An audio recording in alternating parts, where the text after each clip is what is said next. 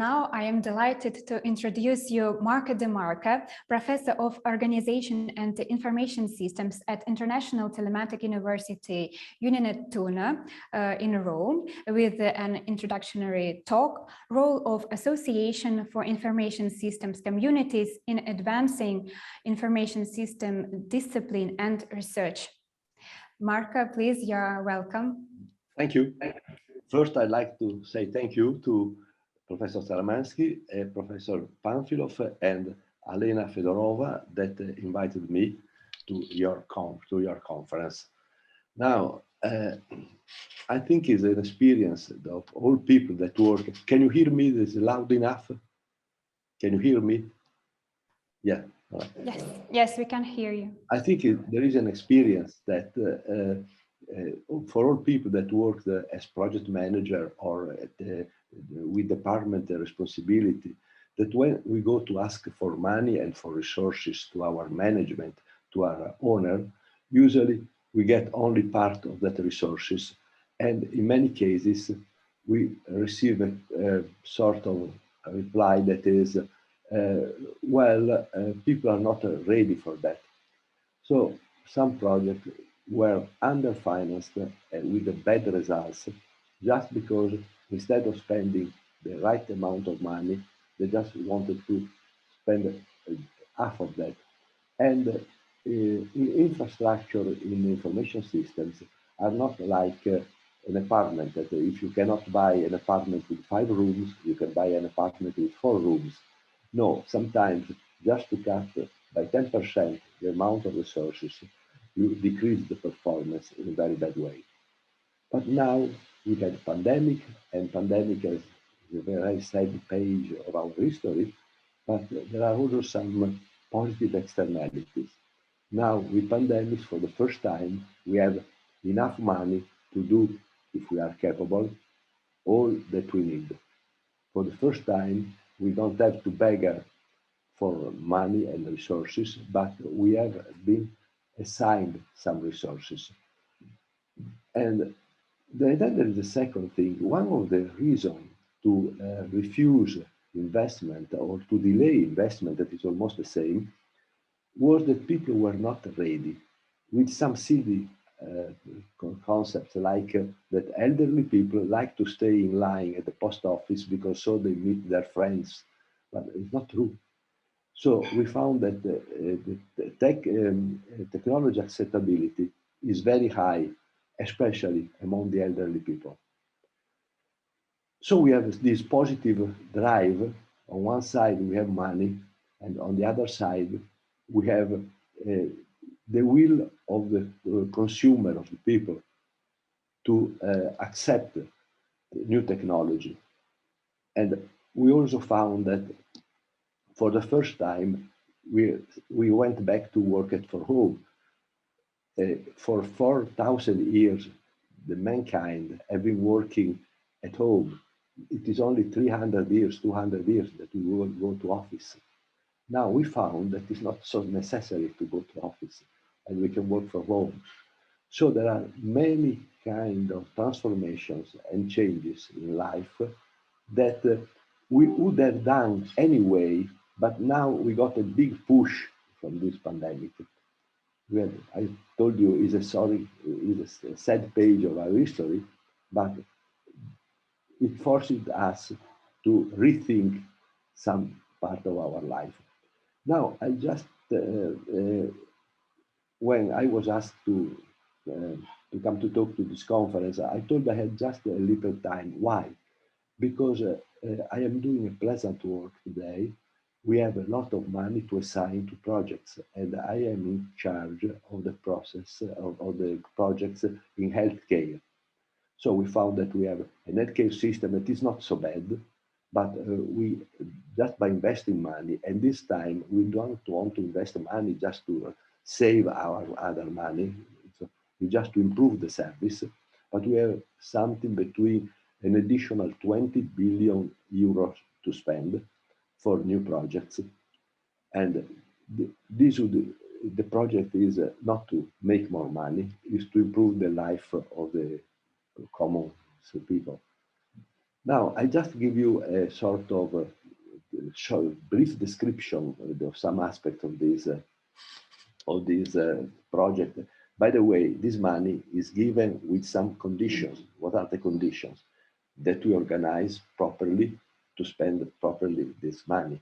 So, for instance, we got a bad comment about our judiciary system, about if you have a legal process in Italy, it takes years. Well, they say first you have to fix it, and then you get the money.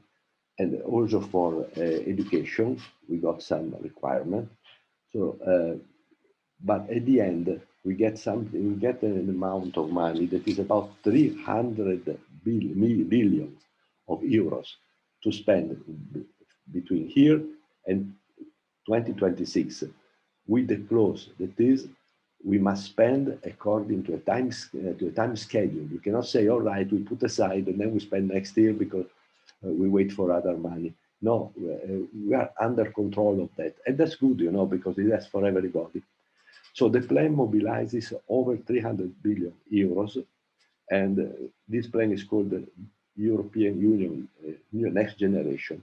I'll tell you how they are supposed to be spent for simple reason that now we live in non-connected world. So what we are doing probably in another city or you are doing in another place.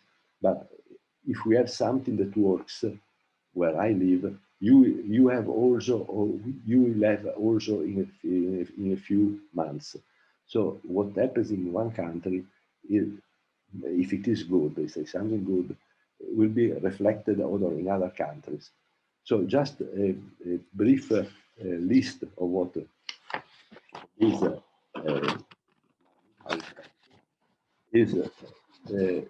healthcare. There are six what we call mission. Healthcare is mission 6. So we have something like every country will receive a high amount to reshape the health system, because we found that it is easy to invest in the healthcare system just by buying machine. You can buy a CT scanner. It will cost something like 45,000 euros, but then, and you buy and you get in a week. But to prepare a doctor, you need 6 years. So that's something that sometimes we overlook, we forget about it, but it's something very important. All the measures that steps we have to do to get advantage of our investment. Now there is a list of projects. I just mentioned the 6 areas where there is money. That is ecology, of course. There is a digital transformation, and then the education and healthcare. Okay, and digital innovation, competitiveness and culture, green revolution and ecological transition, 69 billion. Infrastructure for more sustainable mobility. Traffic is a major problem in our city, and I'm sure even in your country is a major problem. Inclusion and cohesion and healthcare. And so we got a list that is about 300 billion.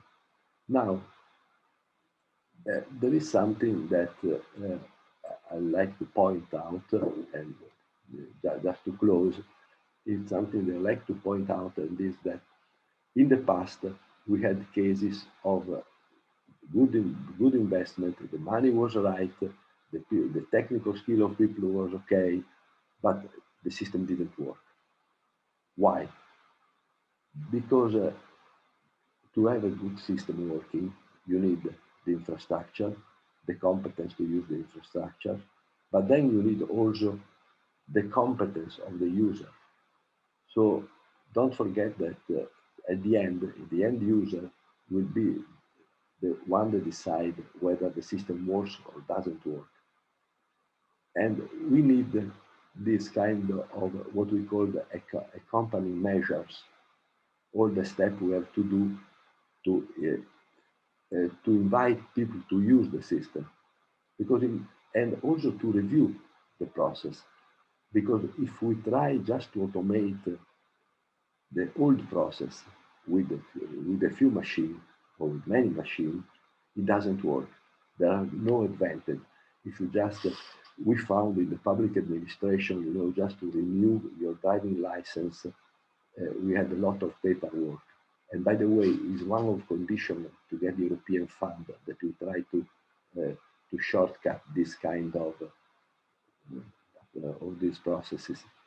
Well, in that case, we have the too long time and too many steps because we automated the too many steps. We don't have to automate the too many steps. Perhaps some steps were important years ago. Today, they are useless because the check can be done in another way. How we will measure the success of this? Well, first, customer acceptance, and then it depends on how many educated people in this kind of field that is not only technical, but it is also social, will be available and prepared. So I think that for education, where we all live here, we have a lot to do and a lot of good results to achieve. Now, I go back to my pleasant occupation of identifying the project that will receive financing. And by the way, I thank you as a Russian AIS also. And I hope that after the pandemic, once we do a European conference of all the Russian, of all the AIS, we have something like 25 now in region 2. And so we hope to see you in person. Thank you.